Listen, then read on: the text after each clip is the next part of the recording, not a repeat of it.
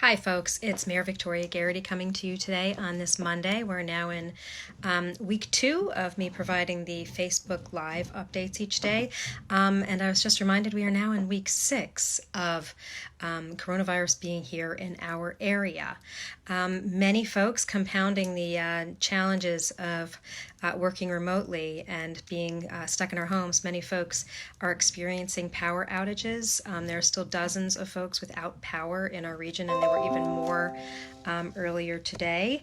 And when you're trapped at home, either for work or trying to educate your kids, that really compounds all of the difficulties that we're experiencing. But we are a very resilient community, and as we have realized, people can adapt pretty darn well, even if we are reluctant to at the start. And this is certainly an evolution. Everything about this process has been an evolution for us, figuring out how can we manage being at home, and how much is it really necessary to be able to slow the spread. And there is some good news on that front, even as every day the numbers go up as far as the number of positive cases that are official. And in fact, today's official number of positive cases in the village of Ossining is up to 446. That's 446 in the village of Ossining. And even as we learn of friends and people that we know who are suffering with the illness, and folks who are have even been taken by the virus, there is some good news. We are flattening the curve. Hospitalization rates are flattening, and thousands of people who tested positive a couple of weeks ago have now recovered. Earlier today, I participated in a Zoom virtual meeting with leaders from across the public and private not-for-profit sector here in Ossining, and one of the groups on that call was Open Door. Lindsay Farrell from Open Door was there, and we talked a little bit about exactly what they're seeing on the ground and what they're experiencing. They have, I believe she said, 179 patients from Ossining that they are actively supporting right now with the virus, who have tested positive, but there are many more people who tested positive already and have recovered, and that's good news. And in fact, none of their Ossining patients have died of coronavirus, and they continue to provide them with the education and support that they need to help keep themselves and their families safe. And it's the same kind of good advice for all of us. In fact, one of the things that she said that was perhaps most important for us to keep in mind, or a mindset to have when you're wondering exactly how to behave in a certain situation, because so many people who have this virus are either not yet symptomatic or are just never going to be symptomatic, you should assume that everyone that you interact with has tested positive, because there's really no way of knowing for sure. Testing is not widespread enough to know if the person that you're interacting with, who may seem to be perfectly healthy, may actually have the virus at this time. So that seems like good advice. And I just wanted to update you on, to just let you know, we are all in our own ways trying to make this situation a little better, and it might be reassuring for you to know all the different levels of conversations that are being had by your public officials, whether that is village staff and elected officials in communication with the town, which we are regularly in communication with, as well as with the school district, with the libraries, and with our not-for-profits, particularly those who are addressing healthcare concerns like the Open Door, and organizations like Neighbors Link. We got an update today from Carola Bracco, who is the head of Neighbors Link, and they are making thousands of phone calls to their clients who are Spanish-speaking primarily, new immigrants here in the United States, and giving them information about the coronavirus, about how to keep themselves safe, how to help slow the spread, and even information about how to respond to the census and the importance of responding to the census. And it's situations like this that remind us how critical it is for us to have all of the resources for our community that we can. You never know when you're going to need to call on those resources, and we certainly are calling on resources throughout our municipal governments, throughout our private sector and our not-for-profits in a way that we never have before.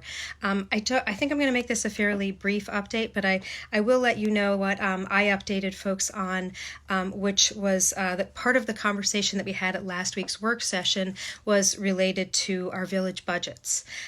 We work on a calendar year budget from January to December, where, just finishing up the first quarter, just beginning the second quarter of the year. And obviously, the projections for revenues for the village, what we anticipate getting for the village this year, are not going to be what we had expected.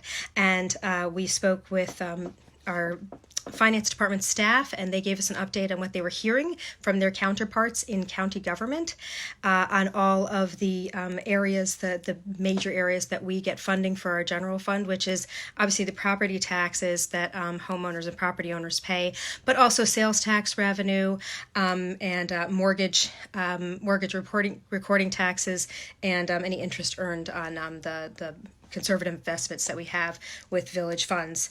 And this economy, this financial picture for the whole country and the world is pretty daunting. So we expect to take a hit in all of those areas of revenue, which means that to be responsible, we need to figure out what are the expenses that we have to fulfill this year, no questions asked.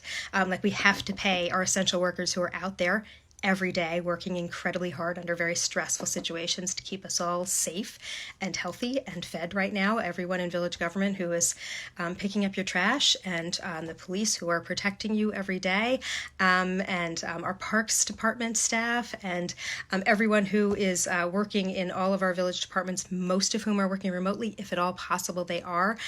We still need to pay their salary, we still need to pay their benefits, but there are some variable expenses that we're looking at very thoughtfully.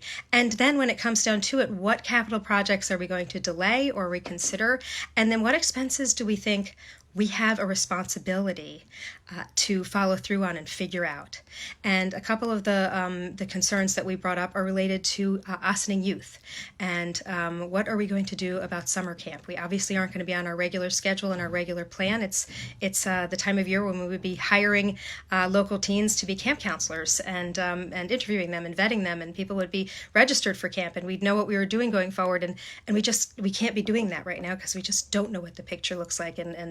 But we do want to figure something out, because families are so hurting right now financially. The families who depend on summer camp to give their children a healthy, positive way to have recreation and engagement in the community. So we're keeping the priorities in check, and we're communicating regularly with each other. And this is the first of many conversations about how are we going to be able to fulfill what we see as our top priorities as a local government while being fiscally more conservative than ever. So just wanted to update you on where we are with our mindset here in the village.